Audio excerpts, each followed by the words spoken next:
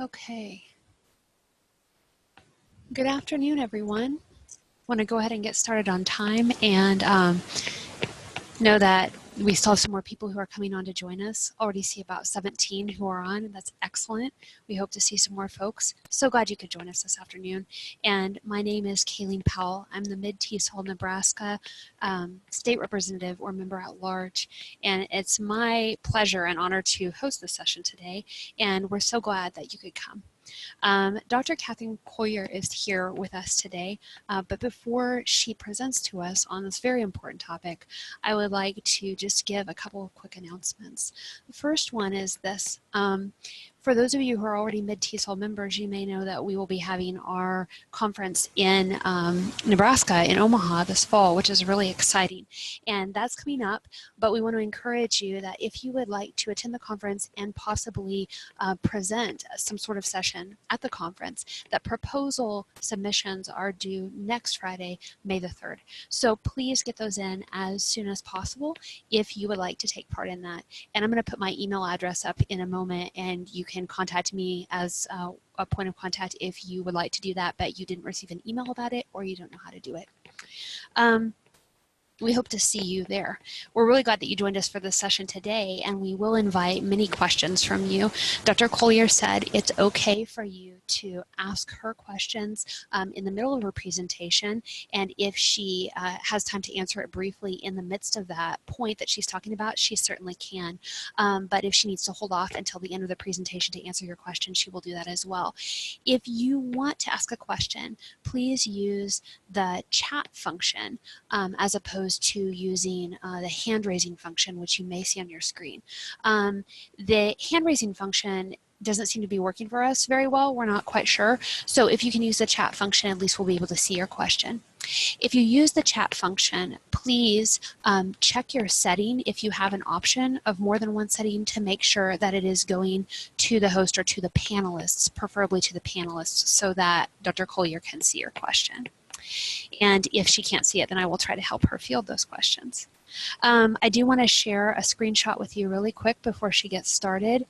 And let's see if I can do this. So you should now be seeing this screenshot from my computer, and this is a list of just a few of Dr. Collier's books, especially this one, Separating Difference and Disability workbook. This workbook will be very useful in connection to what we're talking about today, because she said there are questionnaires and things that you can use in that book to kind of help assess your own personal situation or with the particular students that you are working with. And her books are available through several different outlets, including the website crossculture.com, but there are other sources that you see listed there. Also, through TESOL International, we have this great opportunity, an online seminar that she gives twice a year called Separating Difference and Disability for EAL Students. So we encourage you, if you want to know more about this or kind of receive further training or encourage your colleagues to receive further training, to go onto the TESOL website and go to Professional Learning tab, and you'll find more information about how to access and possibly join that seminar. Here at the bottom of the screen, you should see my email address as well as your Nebraska member at large for those from Nebraska, but for anybody else who is in Mid-TESOL or who isn't in the organization yet but would like to know more, please feel free to use my address as a point of contact. And that's kayleen.powell@bellevue.edu. For those of you who are on the phone, that's KAYLENE.POWELL@bellevue.edu. And I would be happy to help field questions or connect you to the right people. So now, without further ado, we're going to have Dr. Collier come on, and she is going to be able to share with us. She's going to present for upwards of 30 minutes or more, depending on how it goes. She plans to go pretty quickly through her PowerPoint, but like I said, feel free to ask questions along the way or type in a question that she can then answer at the end of the presentation when we have some time for Q&A. Dr. Collier, thank you so much for being here today to join us. It's really an honor to have you, and we look forward to learning from you. Thank you. Thank you.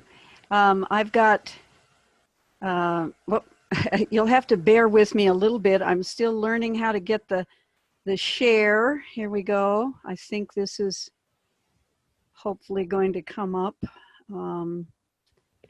I'll rely on Kayleen to let me know whether it's actually happening. Absolutely. It's looking All good. right, good. And then Yes. if I can just get the, there we go.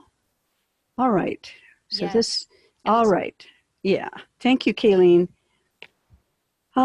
This is based on my own research over about 50 years. So if you want more information than I'm going to cover today, you're always welcome to email me or just kind of go to the Ask Dr. Collier. You can ask questions.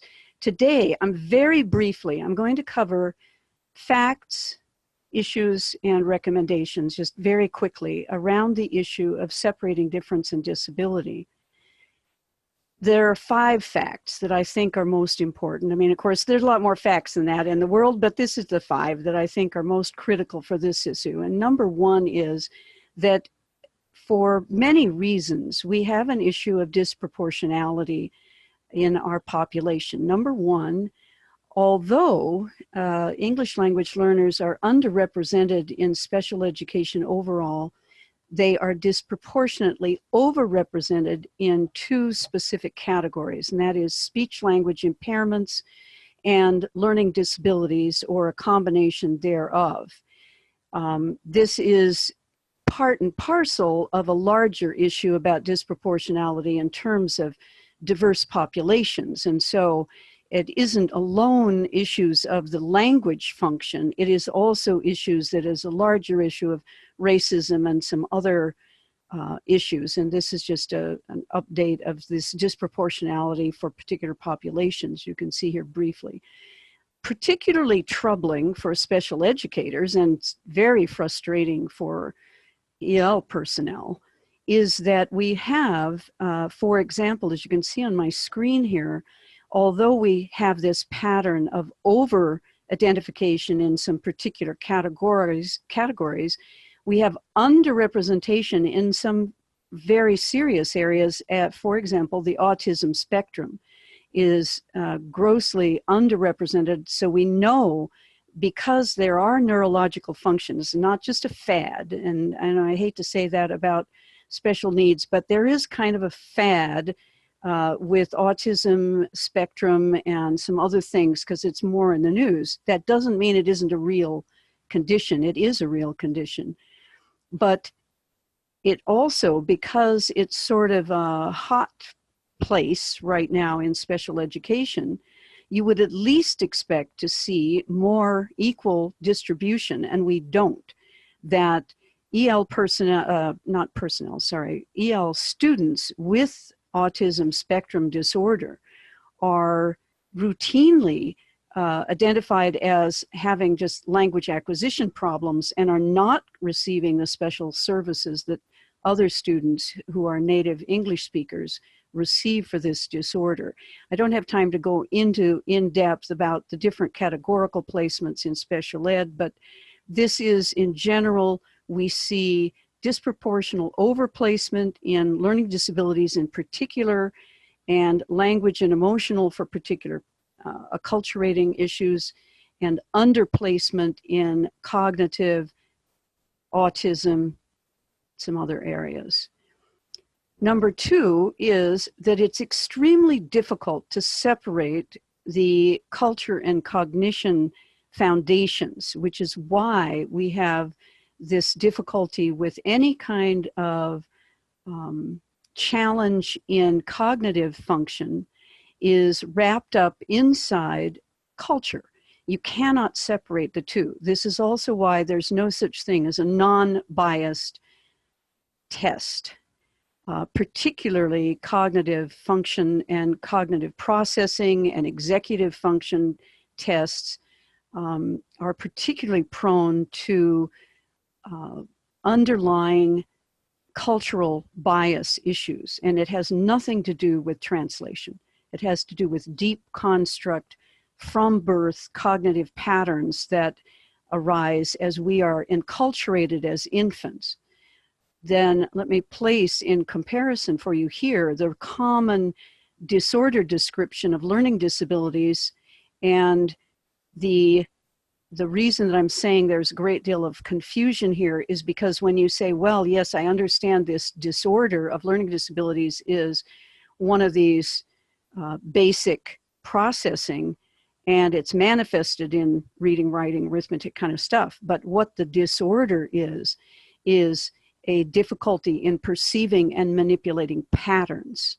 And that's patterns in sound, symbols, or numbers. And so as soon as you see that definition side by side with a definition of culture and definition of cognition, you understand why these are particularly problematic in terms of assessment, identification, and even in service and treatment areas for special ed. This also comes from the lack of understanding folks have about the nature of who we are. We are born wired with certain innate capabilities, which includes language, which includes cognition. Those wired innate abilities of cognition and language and behavior and sensory are shaped by our caregivers, by who raises us. That's called enculturation. Then when we go out and interact with people who are not of our background, of our same culture and language and social behavior patterns, we then have what is called acculturation, and it's an adaptation, a psychological adaptation. And then there are individual differences, which is why you have to be really careful about making assumptions about child number 6 out of a family of 7 kids, because you knew all of the other kids and you think, oh my, well, I know his family and I know how he is, but he may not be like the other children from that family. There are also genetic issues that we are only nowadays learning more and more about. Now, when it comes to special education, I want to show you a pattern here. This is the most common area, of course, where special ed starts, which is at birth, early identifications of developmental issues, organic, physical, motor, sensory, neurological, can be identified at birth or shortly thereafter. These issues, behavioral, linguistic, cognitive, and pervasive developmental delays, these tend to not be identified quite as early. They are more likely to be identified outside of the family unit, and when the children first start going to like daycare, preschool, kindergarten, first grade, or into elementary school. And in addition, we have at the acculturation level, when we have children from diverse backgrounds and diverse language and culture backgrounds coming into school, we have the on top of it issue of their ability to adapt and acculturate between the culture of the school, the mainstream community, so to speak, and their linguistic and cultural community. And that affects the communication and ADD and ADHD, that is attention deficit disorder and attention deficit hyperactivity disorder, are particularly confusing because their adaptation responses look a lot like problems in those areas. Culture is the way we think, the way we interact, how we communicate, and then how we transmit knowledge through education. And so it's particularly those of us that are teachers and ESOL folks, we're head on with cultural issues immediately. It's part of our training, but it's also part of the challenge when we are trying to communicate these issues to other people. So fact number 3 has to do with the side effects of acculturation. And that is that it looks a lot like the identifying characteristics for categorical referrals to special needs. You have heightened anxiety, you have confusion in locus of control, which is whether you're internal or external. You have a withdrawal or silence and unresponsiveness. Most ESOL folks, we all know this. We're familiar with that stage of development, but our colleagues are not. You have something called response fatigue. It's very tiring for kids from bilingual or multilingual families to continually keeps code switching and dealing with translating and working it all out. Distractibility, high levels of distractibility, resistance to change, disorientation, other stress-related behaviors.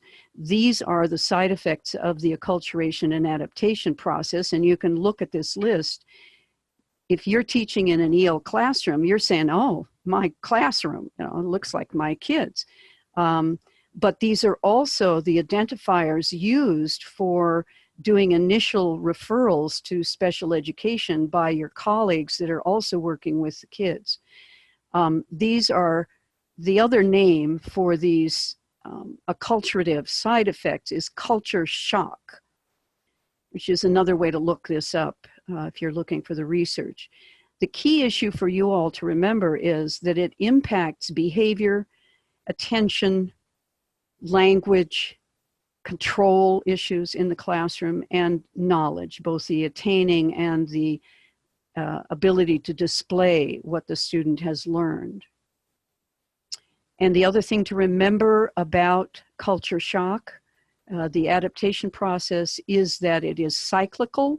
You see an very characteristic up and down pattern over time of adaptation and then deep shock and more adaptation and then more shock.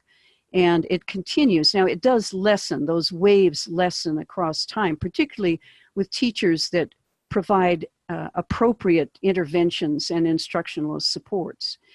This is also, please not forget, the families of our students are experiencing this as well. They are also going through this process of adaptation. And there is some interesting early research about the difference between particular cultures and why they are refugees or immigrants or migrants in the culture.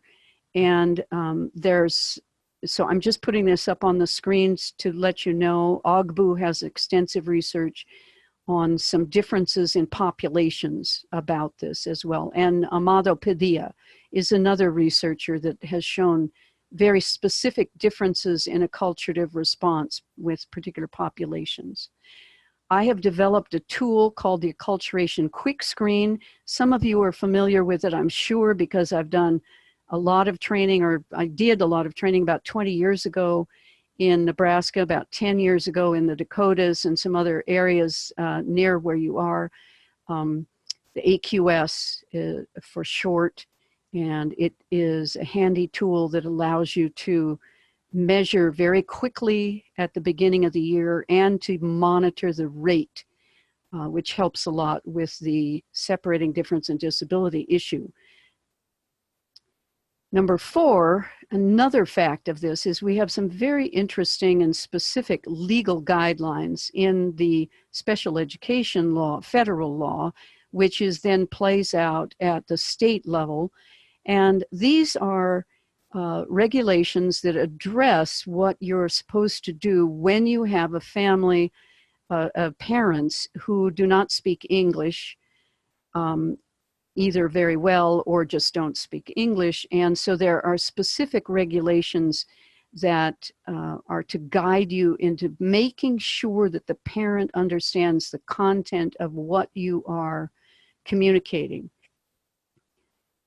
This is another example of some of these regulations. This has to do with what is the meaning of consent? What does it mean that the family, the parent, has actually consented to what you're trying to do in the school? And this, in other words, what this means is they must be fully informed, and that is required that they are fully informed in their native language. Even if they speak some English, I really recommend having an interpreter present, because the language of special ed is highly jargonized. And so it's a little, you can't really just translate it per se. You really need to make sure that you have someone there to explain what is going on with these school procedures. And there are explicit requirements about parent participation. Now, I put this screen up here because I have run into real life issues in people working with different communities, particularly with tribal communities, where the school personnel don't understand who, I mean, they may not be the biological parent. It may be someone else who is actually the person who is the primary caregiver. And so it's a little tricky, but it requires that the family, that the school really understand about the intent of the law and be careful about who is being invited and informed and the arrangements and things like that. I just put this up there as a caution about becoming more informed with family structure across cultures. Another legal issue is the change in the federal law. Federal law now says that a student must not be determined to be eligible for special ed if the determinant factor is a lack of prior appropriate instruction or limited English proficiency. Now, some folks have interpreted that to mean if the student is limited English proficient, you cannot refer. That is not true. That is not true. It means that when you examine the student and you evaluate his learning needs, is the challenge, is his learning difficulty if the learning difficulty is due to the limited English, then you don't refer. But if the limited English is just a contributing factor and the challenge, the learning challenge is due to some other condition, some other issue, then you proceed with a referral. But this is also why, and for some teachers it's frustrating, I know, this is why you will have school personnel telling you you need to take some more time, that you need more documentation, and you have to actually spend a lot more time showing what's going on with the language and the learning over about 6 to 8 weeks or longer. Fifth fact is that there are specific language acquisition issues, and sometimes it's very challenging, particularly if you are familiar as the EL personnel, you're familiar with these issues, but you're communicating it because you're put in a position of kind of being a gatekeeper from your colleagues in the general ed program who are saying, well, he can't do this, he can't do that. And you're saying, well, but in their language, this is an issue.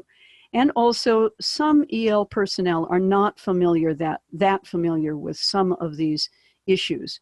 I recommend getting a good language transition resource book, or getting good informants in the community to help you with some of these language transition issues.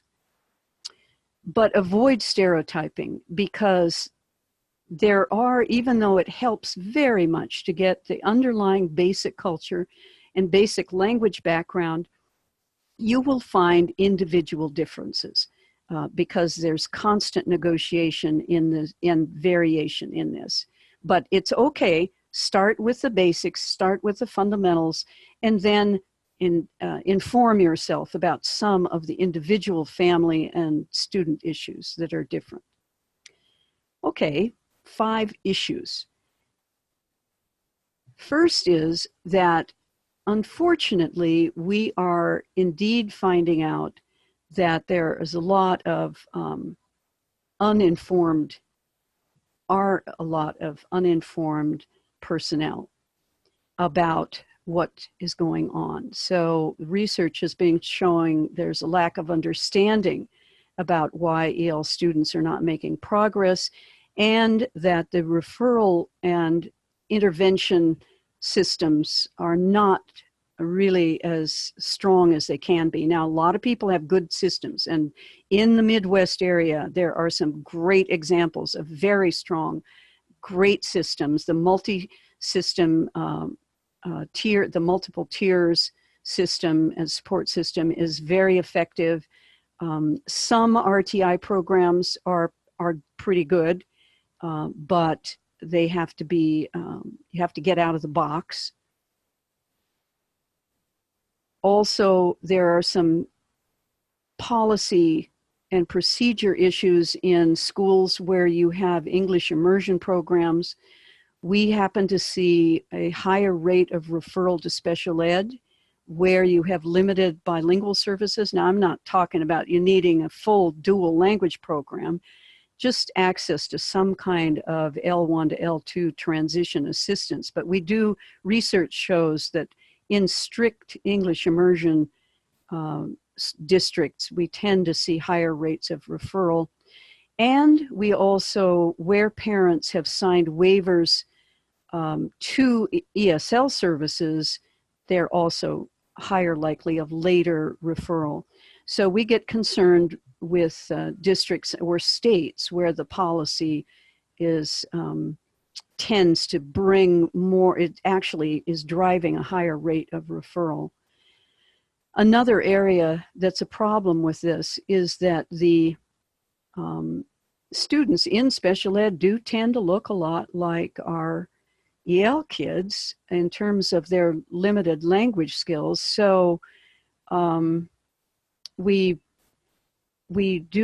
is another reason why we ask for a 6 to 8 week examination at least, is so that you can account for the degree to which there's some loss going on of the native language base. So here's issue number 3. I mentioned earlier in facts about that language is a fact of contributing to some of these separating difference and disability issues.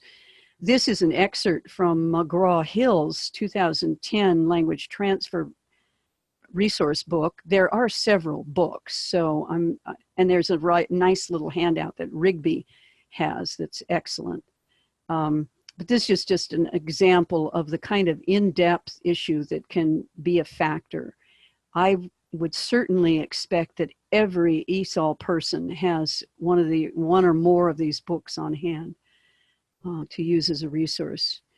Issue number 4 is the separating difference and disability issue specifically between categorical identifiers and categorical behaviors like learning disabilities, emotional disorders, speech and language disorders, compared to standard operating procedure for our English as an additional language learners, and some of the difficulty people have in separating these. Now, I have some nice handy information sheets on these in depth with all the categorical areas and presenting behaviors side by side with culture and language transition outcomes that are handy for folks to follow through on this. That's just an excerpt. Number 5 of issues is some more of these legal things. This takes us up to the individual education plan. Those of you in colleges, intensive English program is not what I'm talking about. I'm talking here about in the K-12 system. When you have identified a student as having special needs, you develop an individualized education plan. Now, when this is for an English language learner, there are some specific requirements. And one is that you have to consider their English language learning acquisition goals in context with the special needs and vice versa. Now, how do you do that? Well, if you don't have a team that is an IEP team that is involving your EL personnel, you're going to run into a lot of problems with this. So we recommend that you include EL personnel in this part of this process, not just in the identification, but as part of the evaluation team and the staffing team. Just a reminder, this is a typical IEP team and strategy team. Usually a school psychologist fills position number 5, but we strongly recommend that you also include an ELL teacher or an EL specialist, somebody that knows about language transition issues. And this is a direct quote from the special ed director at the federal level, that they consider it a best practice. I don't know why they don't make it a requirement, but they don't. So, but it is considered a best practice. Another legal issue, this came out in 2015 from the federal government to all states and districts, that it is impermissible to have a formal or informal policy of no dual services. And districts are not allowed to have a policy of delaying disability evaluations for EL students for special education for a specified period of time. And I know to this day, because I teach this class for TESOL regularly, this is still something that teachers are being told, that you have to wait 1 year, you have to wait 2 years, or, well, once that an EL student is identified as having a special need, they no longer get EL services. Those are both impermissible under federal law. So the 8 challenges for offering multi-tiered systems and RTI for EL students: difficulties with the policies, different stakeholder views, insufficient knowledge among personnel, difficulties providing consistent and adequate services, lack of collaborative structures, lack of access to assessments that actually differentiate between second language development and learning disabilities, lack of consistent monitoring, and difficulty obtaining previous records. I'm sorry I'm rushing through this, but I will give you tons of time to follow up.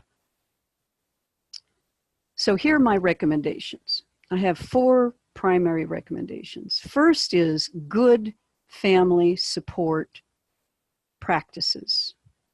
And just as I'm rushing through this very fast, and I'm just going to comment to Kayleen, I do not see any of the chat things. I did a while and now they're gone. So just to let you know. So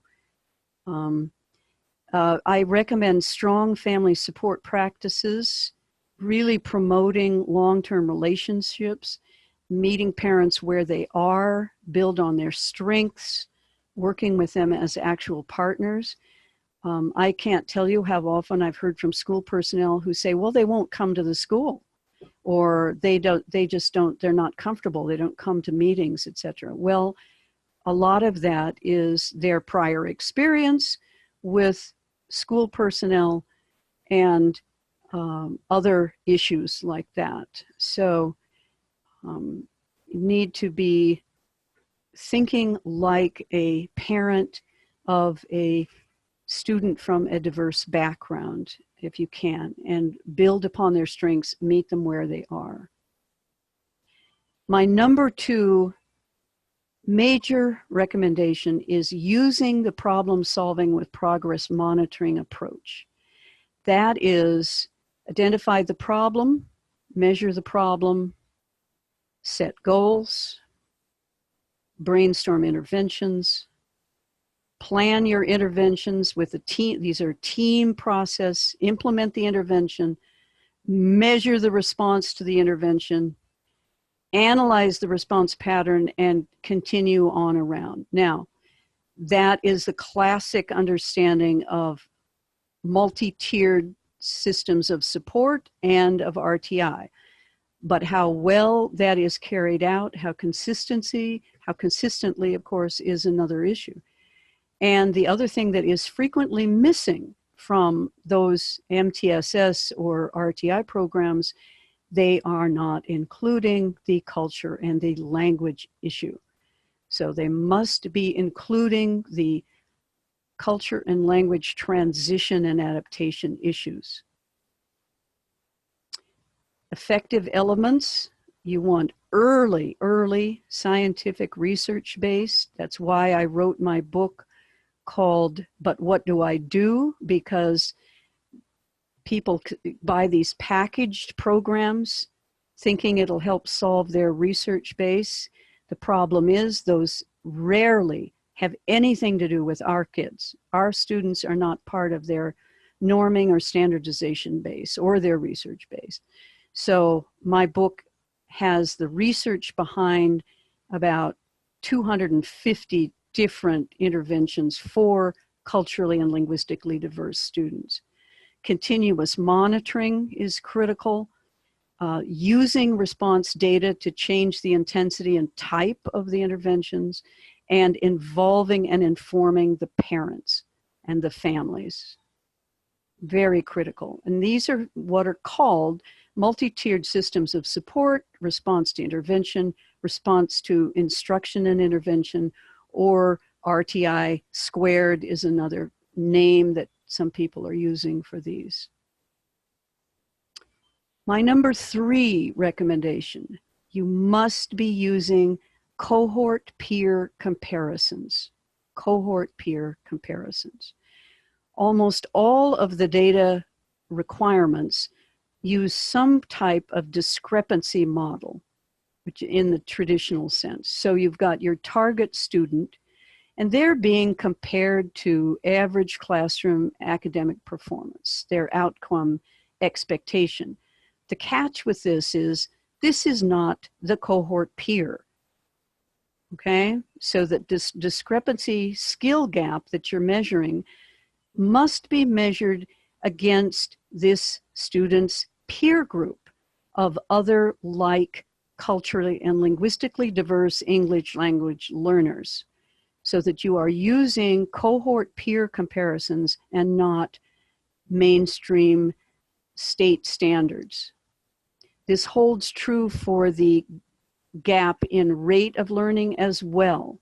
So you want to be sure that it is a cohort peer comparison. And I have some suggestions on how states can do that and how districts can do that in my materials. Some states do a great job of helping their districts. So there are 6 things that we know work for these models: adequate professional knowledge, effective instruction, valid assessments, and don't believe what you read in the materials that the publishers give you, by the way. You need to be really cautious about squirreling out validity issues with multiple populations. There is a good website where you can check a lot of this called What Works. Strategy, fitness, and effective interventions. Again, I direct you to my materials on this. Collaboration, a lot of collaboration. A lot of times EL personnel tell me they're not even contacted when an EL student is referred to special ed. Nobody talks to them. And it doesn't make any sense whatsoever. Or if an EL person tries to refer a student, they get pushed back because it's a language issue, somebody says. So you want clear policies about this process. And are multi-tiered support systems, or RTI, the perfect answer? No. They are only if the approaches are culturally and linguistically responsive and address both the system and the student issues. Number 4 recommendation that I have is my 7 steps. I mean, there are plenty of other folks out there that have pulled a lot of this together. I just think that if you follow these 7 basic steps, you essentially have your bases covered for your documentation and for feeling more comfortable about the appropriateness and effectiveness of what you are trying to, when you are trying to facilitate learning for these challenging students. Number 1 is to build and sustain a foundation for learning. Number 2, establish and support resiliency, which I think is a often neglected area. And you all know, those of you that are ESOL teachers, you know how resilient your students are. They have survived incredible things. They have fought their way through horrific things. Migrant students have to have great resiliency to survive what they go through. Immigrants, after a long battle of trying to succeed and get where they want to go, to live in peace, have a great deal of resiliency. And there are things we can do about this. There are things we can do. Number 3, differentiate instruction and intervention. Not just wait for the intensive intervention to get into differentiation, but have it be a day-to-day part of how we instruct our students. Number 4, monitor our instruction and intervention. Most of these programs provide monitoring of intervention. They don't always really facilitate monitoring the instruction on a regular basis. A lot of folks only have biennial or annual exams, and that is way too far apart for our kids. You need a regular, systematic, developmental monitoring model. 5, resolve or refer. Don't keep dragging these kids out. You should be able to resolve a learning concern within a school year. You should never be seeing a student come up over and over and over again and never getting their needs addressed appropriately. If you use the 6 to 8 week and then, or the tiered model, you should be resolving the issue within a school year or moving to a referral. Don't leave these kids hanging out there. Number 6 is integrating your services and understanding how to write dual issue cross-cultural IEPs. And 7, have a plan for maintaining your staffing and your programs that serve these diverse, exceptional students. Please remember that students can have learning and behavior problems due to language and cultural differences, plus problems due to exceptionality. Dual issue kids. Again, I highly recommend getting a hold of resources on language transfer issues. This is my book published by Corwin. This is another book published by Corwin, but I also have available from my company a workbook that goes with these that has all the screening forms and stuff in it too. So those are my recommended resources, and there's lots more. There's lots more. I've worked with tons of folks that are producing excellent books and materials that are also out there.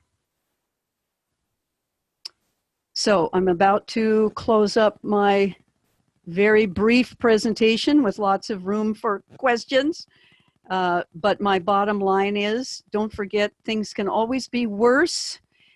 That, you know, just take a deep breath and, you know, just hang in there, everybody. So it's just keep your kids in mind. So. And thank you, Kayleen. So everybody have a cool head. Everybody have a cool head. Okay. So Kayleen, do we have some questions? Now, how do let's see, because I can't see questions at all. Okay. If you, I don't know, do you have an option for chat on your screen? No, it disappeared. I am sorry. Here, let me, there it is. It's back. Okay. Did you find it? Yes, so when you please. Sharing, it would come okay, up. let me run down. Okay. Oh yes, and the gifted issue, absolutely, absolutely. That's another group. All of those categorical areas. It's just we are disproportionately serving a lot of our kids. Okay, and language translation issues. Usually the state can provide you a link to a resource. Most states or resource centers have a way to link into professional translation services, and they cover, 50, 60 languages. I'm sure Kayleen can help you with those. The other thing that I recommend, if you're not sure how to link into those translation services, is get in touch with the nearest college or university. Take a look at the students that are in the TESOL program at the universities. They could certainly be of assistance and a lot of help. So, you know, Yeah, if I may intersect and just say for those of you who are attending, if you know of a certain language group or you're having trouble finding someone, please reach out to a mid-TESOL representative or contact us. And if we can do anything to help assist you finding someone in your area, we would be happy to try our best. Someone from mid-TESOL may know of some other service or someone in your area who can help. And the follow-up question after that about translating basic info is, when it comes to the special education setting, most districts, what we have done, the districts where I've been involved more intimately, is they have a bank of translators, interpreters that they use regularly, but they will take their top people and have them in workshops once or twice a year for booster shots, so to speak, and brief them on the special education and administrative jargon, the terms. Some become quite handy and specialized and are used to working with particular school psychologists. So like a school psychologist will know that they can go to Juan or Maria or Mate and know that that person has a lot of experience assisting with, in a specific language or specific culture, with translation issues. So that would be a way to help. That is, do some grow your own training. A lot of colleges and universities in your region actually have some programs where they've got people getting training cross-licensed in EL and special ed. They can also be of assistance. So those are all ways to get some assistance. And giftedness, absolutely another, just like autism, another area. And I know in Colorado and some other places, they're working on dual issues, EL, gifted, and SDD, ADD even, because in case, I mean, those of you who are not familiar with giftedness, attention deficit disorder is a high probability with some of those kids just because they don't get their needs met. And if you add on top of that, they're an English language learner, oh my gosh, you know, huge issues. But there's some good research going on in that. So let me see. STEM, oh yeah, any kind of hands-on, practical. Yeah, see, I couldn't see it, so how to compare students from different, okay, I've been told not to compare students from similar backgrounds due to difference in their cognitive, no. It may be that there's some cognitive issues that are going to be a fact, but you really want to have a regular and viable, appropriate way to understand what's happening with your students. So for example, a Hmong student who has Down syndrome, you want to know what a non-Down syndrome student in the Hmong culture is expected to be able to do, or how the families handle that, or the language, the normal language developmental stages, and then the developmental issue, the delay occasioned by the Down syndrome will make more sense for you. So, you know, I mean, I think that you want it in terms of contexting what services and what the needs may be. Cohort students to show, well, we recommend that that individual districts, if you don't have the state supporting you for this, you individually as a district, you start doing some spreadsheets with data of typical of your individual populations. Now in Washington State, we went a step further, and EL teachers in our state can link in, or used to be able to. I mean, I haven't been working with the state for about 5 years, so I'm not sure, but I think they still do it, that you can link in through the state research base, and they will show you a representative cohort for what do Chinese speaking students who have been, you know, you can pull up all the Chinese students and what they did on the state tests, what they do on the language tests, how many years, so that it can be disaggregated by length of ESL, length of time in the country, et cetera, et cetera. I have a lot more about that sort of thing in the book, but any individual, any person who wants to email me about those cohort, doing cohort comparisons, I'd be glad to send you links or more information. Mention challenges. Oh, lack of access to assessments. Well, the number one thing is be very careful about what assessments you're using. First of all, is use dynamic assessments and understand that if you are only being given the once a year state standardized tools, you know you're not going to get very useful information off of that in terms of making some determinations. So that's another example of why having a spreadsheet that allows you to separate how do the students in your district who come from particular language communities and have been here XYZ length of time and have received XYZ amount of ESL, how do they do on the state tool, the state assessment tool? That would be a better way to do it. It isn't that you toss the test out, it's how you interpret the data you're receiving. But personally, I recommend doing regular developmental implementation assessments, for example, once a month, different things like that, you know. I have in my book, I actually have an example of what Washington State uses for as grade by grade by grade examples of English language development stages and what the expectation is, so that you have a way to measure how your student really is doing for the particular population. Excuse me. Let's see. Oh, very good question on the type of evaluation with second and third generation.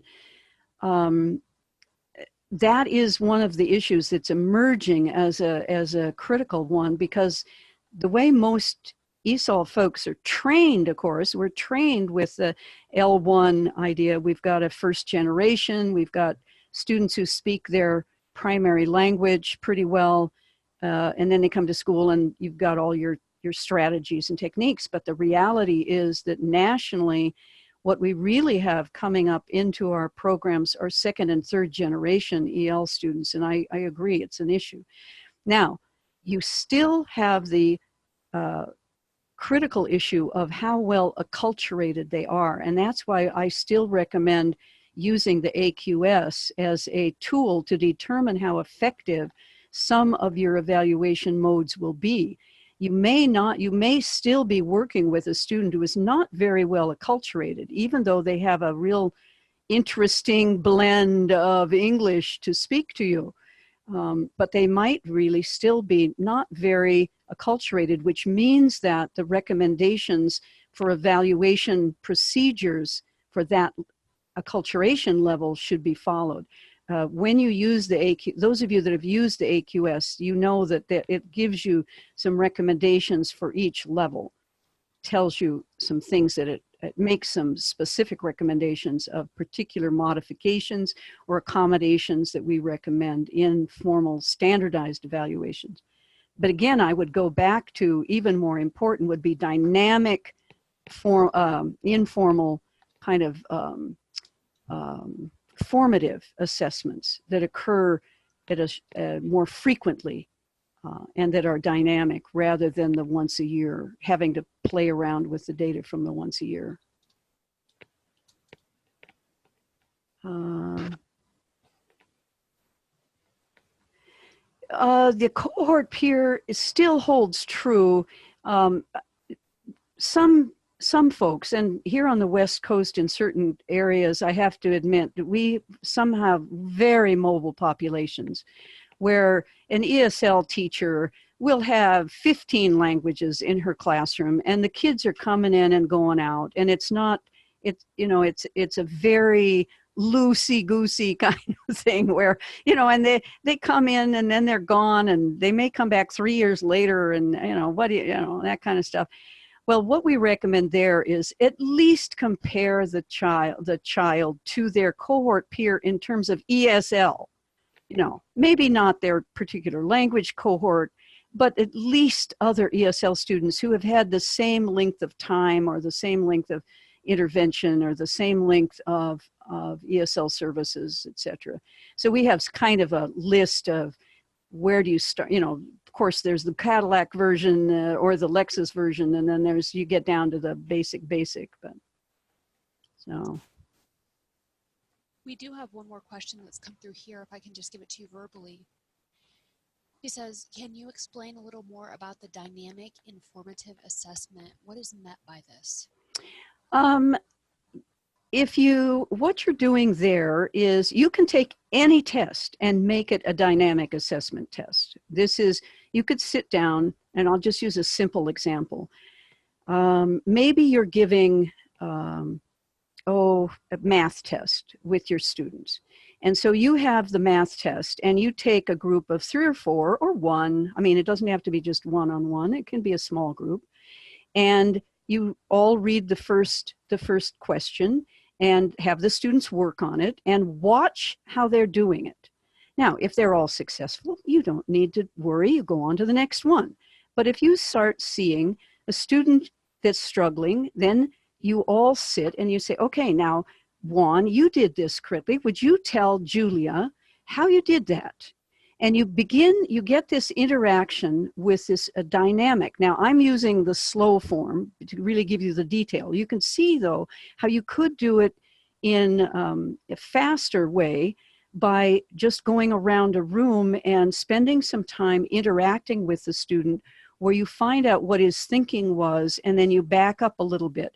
Another form of dynamic and formative is to then actually show the students how to answer the question, and then you give them the test again. Maybe the same issue, not the exact same question, but the same issue you are trying to find out if they learned in a different format, maybe, okay?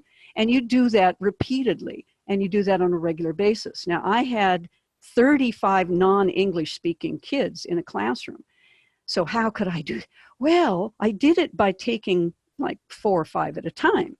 So I could spread those kids out across a week or 2 and find out a lot about how they were actually processing the information and what they really were learning. So I hope that makes that clear as an example. Plus, there are some tests that are designed that way, actually. I mean, the formal tests. So, and there's adult, oh, absolutely, absolutely. I have tons of stuff in my TESOL class that I teach regularly on adult learners. And every once in a while, we'll teach one term, we will teach just adult LD sometimes. But in the meantime, there's some terrific material online. If you want to email me, I will be more than happy to send you some resources about undiagnosed LD. The class I'm teaching right now online, I have three TESOL folks that are teaching overseas to adults, and I know exactly what you're talking about, because some of them have the flexibility to work with the student and some don't. So, yeah. I am going to, Dr. Collier, just because I can't remember if it was shared before, I'm just going to put this again in the chat box for anybody who's on, for your Gmail address, if I can share. Oh, yes, yeah.